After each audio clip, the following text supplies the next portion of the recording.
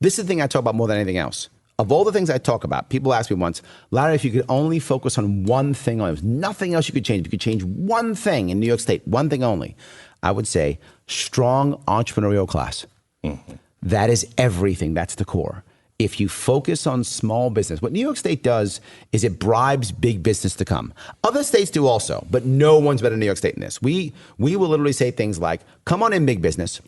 We'll give you $10 million in bribes. We'll build stuff for you. Literally, we will build it for you. Just show up. Now, you're already big business. Now you have bribes. You crush all the businesses around you because no one can compete with you. Then 5 years later, the bribes go away. You leave. Ghost town. Mm-hmm. Rinse, repeat. Rinse, repeat. That's been happening for decades in New York State. Mm-hmm. I will have none of that. In fact, I think it was Amazon who wanted to come to us in New York State. We bribed them $700 million, and they said no. How bad is our state that I say, hey, Glenn, here's $700 million. No, thanks. Right. How bad is that state? That's where we are right now. No. The answer is support small business, support small business. Many ways of doing it. The first one is actually already being done in Wyoming. Wyoming right now has a law that if you're a local farmer, you only sell locally, you are immune from all federal regulatory bodies. I will copy that in New York State for all small businesses. Right? How do they get around the commerce law? Not only within the state. That's but it. That was the I can't remember the name of the case, but that was I'll see you in court.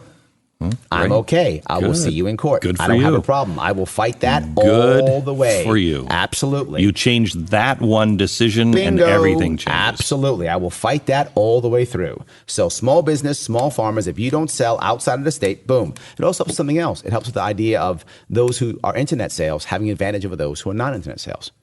If you're internet sales, you're affected because you're going to sell outside the state for sure. Mm-hmm. But if you're not internet sales, you're not. You can just sell locally. Also helps farm to table, all those types of things. Helps all those things out. So helps them tremendously. It's not enough. Second, New York State has a law right now, a rule right now, where you have to have workers' comp for accidents that are work-related and non-work-related. Now, look, if your boss tells you to do something and you get injured, I got it, workers' comp. But you want to be a knucklehead and the boss is to pay for that? No. Most states don't have that. New York shouldn't either.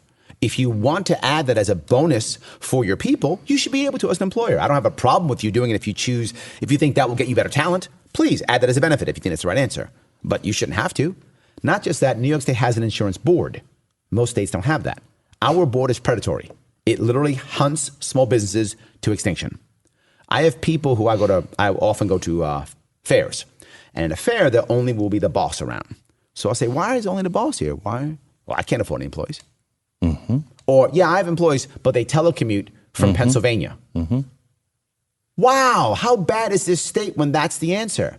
Some of them say I have employees, but I can't bring them because what happens is the state literally hunts the fairs to look for employees to see if they're, boom, $40,000 fine. They're hunting them to extinction.